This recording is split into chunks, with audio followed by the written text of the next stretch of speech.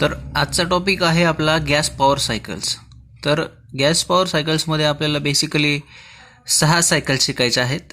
तर पहिली जी सायकल आहे ती आहे एअर स्टँडर्ड सायकल, दुसरी आहे ऑटो सायकल, तिसरी आहे डिझेल सायकल, चौथी आहे ड्युएल सायकल, नंतर आहे ब्रायटन सायकल आणि नंतर आहे रेफ्रिजरेशन सायकल. या सगळ्यांची एक जी बेसिक सायकल आहे आपण त्याला स्टँडर्ड सायकल म्हणतो ती आहे एअर स्टँडर्ड सायकल. याच सायकलला आयडियल सायकल ऑफ ऑपरेशन असंही कन्सिडर केलं जातं आणि याच्यामध्ये we are using air as a working fluid, that is why it is called as air standard cycle. Basically ज्यावेळेस आपण एखाद्या हीट इंजिनचं वर्कआउट बघत असतो त्यावेळेस जी सायकल रोल प्ले करते ती खूप इम्पॉर्टंट असते याच्यामध्ये.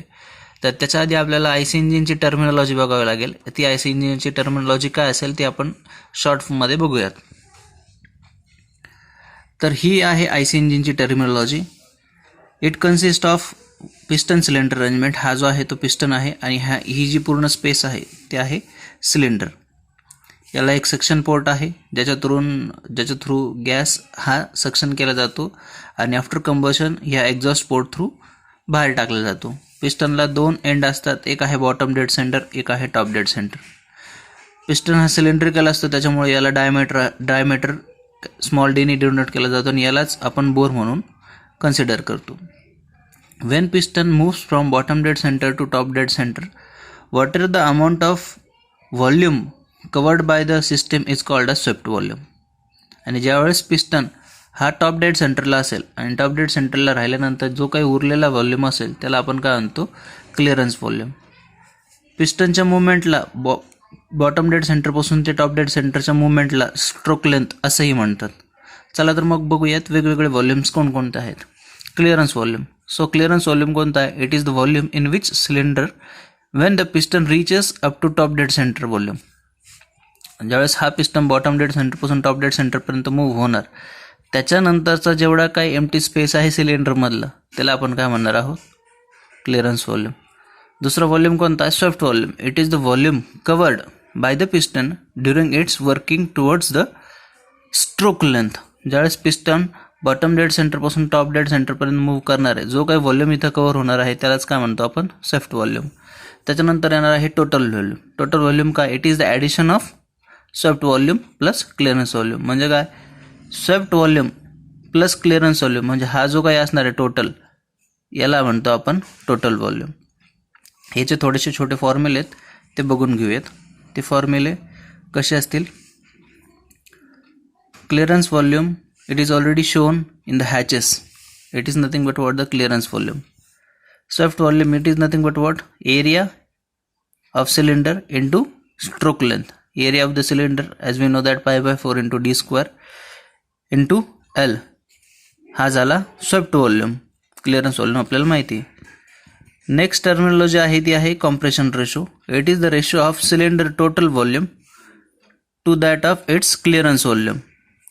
What is the total cylinder volume?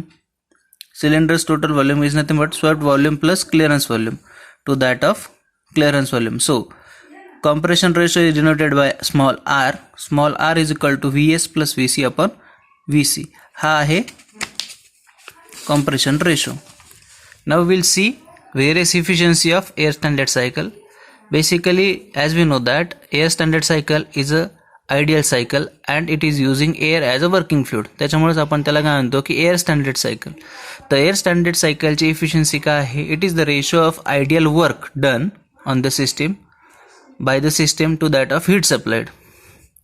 It is denoted by eta. Eta air standard is equal to ideal work done upon heat supplied.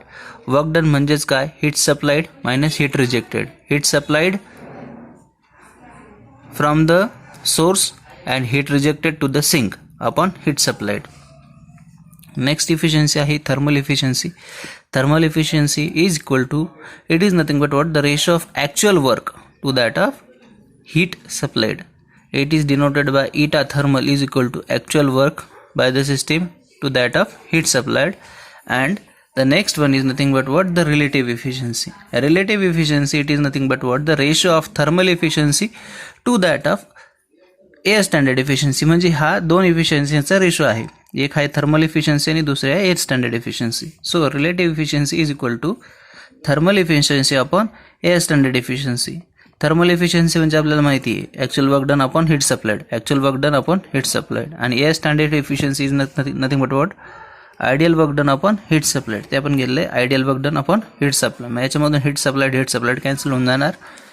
Relative एफिशियन्सीचा formula राहणार आपल्याला actual work done upon ideal work done. So हे आहे आजचा पहिलं session air standard सायकलचं. Next सेशनमध्ये आपण बघणार आहोत ऑटो सायकल. थँक्यू.